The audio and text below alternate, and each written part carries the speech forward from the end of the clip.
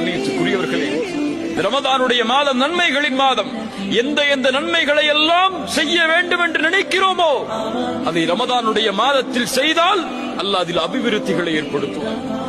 ஒரு ஏழைக்கு நீங்கள் செலவழிக்கிறீர்களா அந்த மாதத்தில், அல்லாஹ் அதனுடைய கூலியை பன்மடங்காக்கி கொடுப்பான். ஏன்?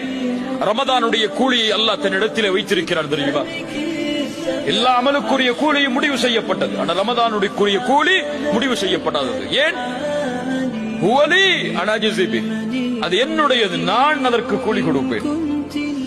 சில அறிஞர்கள் இந்த ஹதீஸுக்கு விளக்கம் சொல்லும் பொழுது ஒரு முக்கியமான விளக்கத்தை பதிவு செய்கிறார்கள். நாளை மறுமை என்ற ஒரு நாள் வரும். அந்த நாளில் அல்லாஹ்வுடைய ரஹ்மத் வெளிப்பட்டால் மட்டுமே பாவம் செய்த எல்லோரும் மன்னிக்கப்பட்டு சொர்க்கம் நுழைய முடியும். ஒன்னு நினைச்சுக்கோங்க, மனசுல ஆழமா பதிய வச்சுக்கோங்க.